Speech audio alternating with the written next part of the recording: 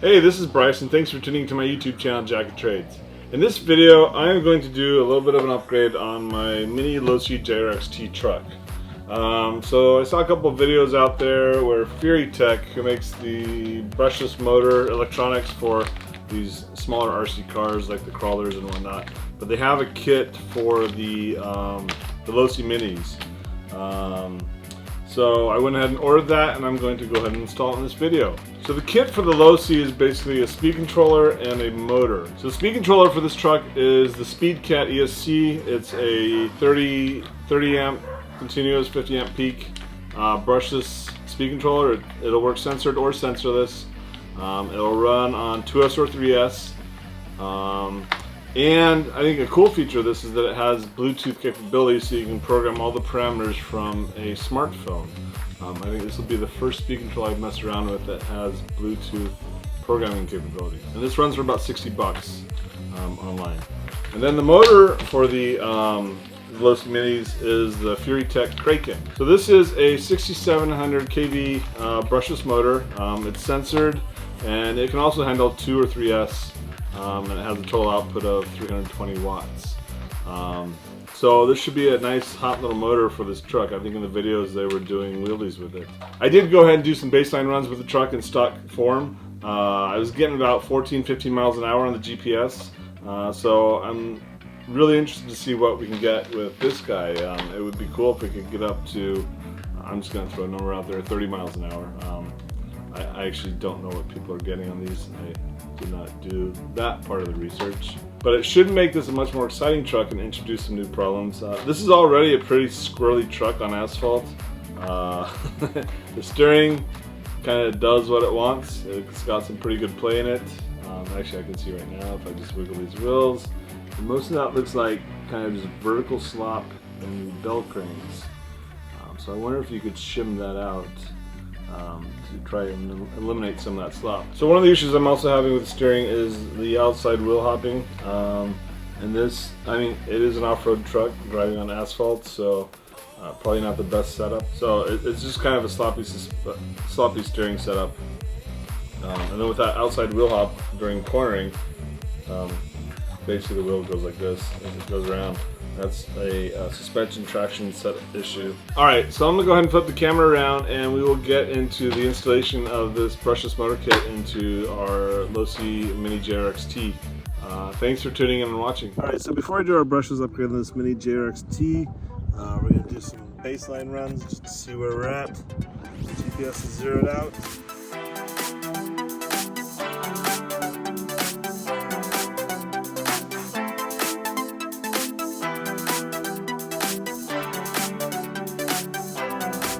So we have a top speed of 15 miles an hour there.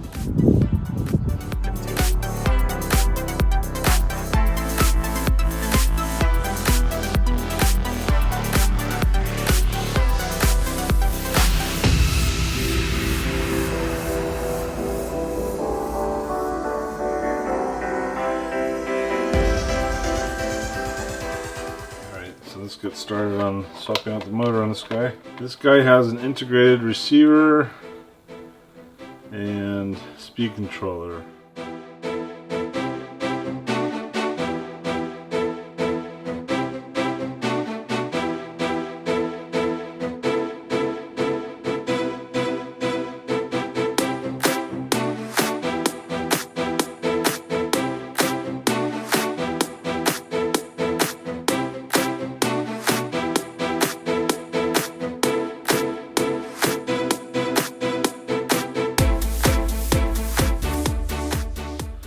So here's the new motor versus the old motor.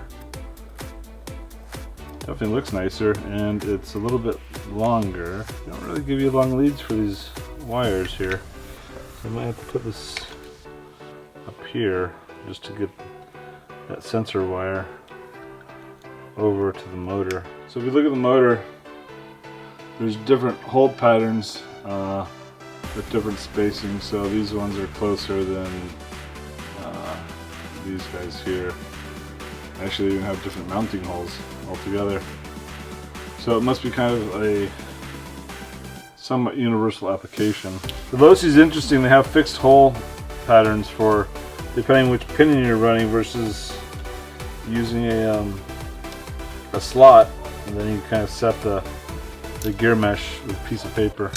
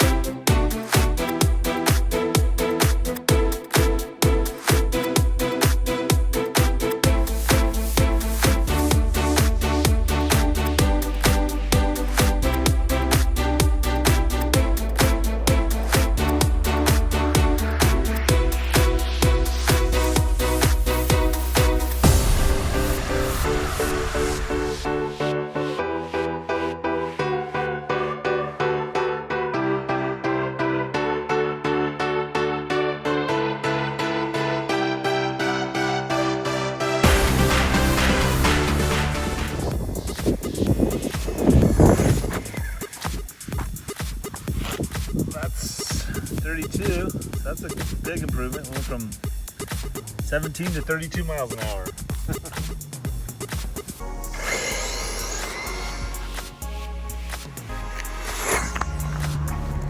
Hey, yeah, 33 on that one. So we're zeroed out.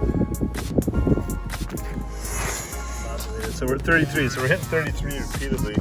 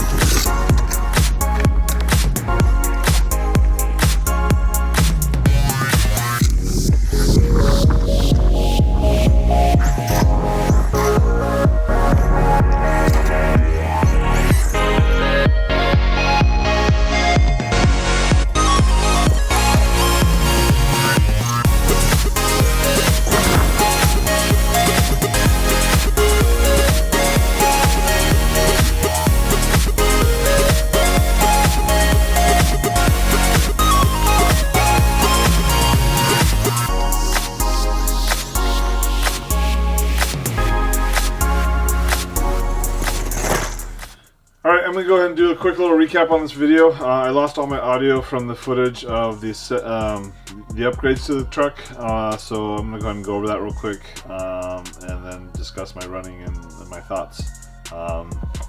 So, we got the speed controller installed, we got the motor installed. So if you go the route of replacing your speed controller, whether it's this or some other speed controller, you will have to get aftermarket receiver. You can probably get a Spectrum receiver to match the factory Spectrum radio. I imagine most people are going to go the route of using their own personal radio, which means that they'll get a receiver for this. So for a lot of my cars, I run the kind of the cheap FlySky radio set with these receivers. These are inexpensive at about $10 a pop. Yeah, so this is a pretty clean and inexpensive setup. So you're looking at about $100 for the brushless motor and speed controller, and another $10 for the receiver. For the bell cranks, the steering is quite sloppy. There's still some slop there, and it's due to lateral motion, so I could probably shim these screws as well. Just putting washers in here has significantly improved the steering. Prior to this upgrade, the car was very squirrely and kind of had a mind of its own when it came to steering. And so shimming that, and then with the new radio that I'm running 50% exponentials on it, on the steering, and that has helped out tremendously, where it's a very stable car. So as far as this, the big upgrade was the motor and speed controller. I am incredibly happy with this combination for this truck. Prior to this installation, the truck was kind of meh. You know, the top speed of 50 miles an hour, and it struggled in kind of the rough terrain, being a 1/16 scale vehicle. With this upgrade, I basically went from 15 miles an hour to 33 miles an hour. It's more than double the speed. With that extra speed, it hauls through the rough terrain. It doesn't struggle on that rough terrain anymore or anything. So that extra power helps out quite a bit. So I'm more than happy with this setup, and I would highly recommend it to anyone that is planning on running these to have fun. This is actually a fun truck to drive now. Before it was okay, but now it's incredible. It really wakes up the truck, and the truck handles really nicely now. There are some caveats to that. The first being that you're going to want to run it, and you're going to want to have fun, and you're going to wear out your tires. Now granted, I'm running on asphalt. It's not really the best terrain for these tires, wheels, and these tires are technically available. They're about $24, but no one has them in stock, and it looks like the next time we'll have them in stock is in September. So we're looking at 3 months of waiting for new tires and wheels, and these are glued on, so you're kind of stuck with getting the tires, wheels set up, unless you want to cut these off. And I saw something that maybe J Concepts is making tires for these, but I need to look into that still. If they are, that would be great. Maybe you could get some street tires on this, or just run in the dirt. But as you can see, I've got about 3 packs through these tires, and they are bald in some spots already. And if I want to keep running it, it's going to be a struggle, because I don't have access to tires until September. At least if we go the route of Horizon Hobby / Losi. If J Concepts has some tires, or maybe there's some other 16 scale tires that might work on these wheels. I haven't done any research into it. The other thing is, this thing likes to wheelie on demand. And you can see from the wear on my motor plate that I have done quite a few wheelies, and also from the footage. But what happens is, there's this screw in the back of the chassis plate which secures the motor plate, and it's actually significant in how much it helps reinforce this motor plate. And as you do wheelies, there's a lot of force acting on this, and it'll actually pull out that screw, because it's an M2 screw basically threaded into 1.5 millimeters of aluminum. So it doesn't take much to pull that out. What I did to repair it is I ran an M2 flathead by 5 millimeter length, and then I nutted it on the back side. So there's basically a nut between, you're not going to be able to see it, but there's a nut in there on the back side of the screw to keep this assembly sandwiched together properly. So that was a nice little improvement. That's about it, you know. New motor, speed controller, a little bit of shimming on the steering to get rid of some of the slop. And this thing is a beast and a blast to drive. It's really, this combo really woke up the truck, and I couldn't be more excited about it. So I was running basically on the stock battery. It's that 650 milliamp hour 2S LiPo, but this can handle a 3S LiPo. I don't know if it's probably excessive, but it'd be interesting to see how fast you can get these going, kind of like a speed run challenge. I would bet that with that 3S, you could probably get it up to 40 miles an hour. We're running the stock pinion, which is a 15 tooth. You can go up to a 16 tooth possibly, and then if you start drumming out your motor plate, you can probably even get bigger. But I don't know. I mean, it's an off-road truggy kind of car, right? So, or it's a stadium truck, I guess, not a truggy. So it's not really meant for speed runs, but it is a really fun truck to drive with this new motor speed controller combo. So hats off to FuriTek for coming out with this combo, because it's a great upgrade to this truck. If you have upgraded your mini Losi JRX-T, please comment below on what you've done to it to make it a more enjoyable vehicle to drive. I'm curious. I've just done these 2 minor upgrades, and it's night and day with this thing. And that is all I got. Thanks for watching. Take care. Bye.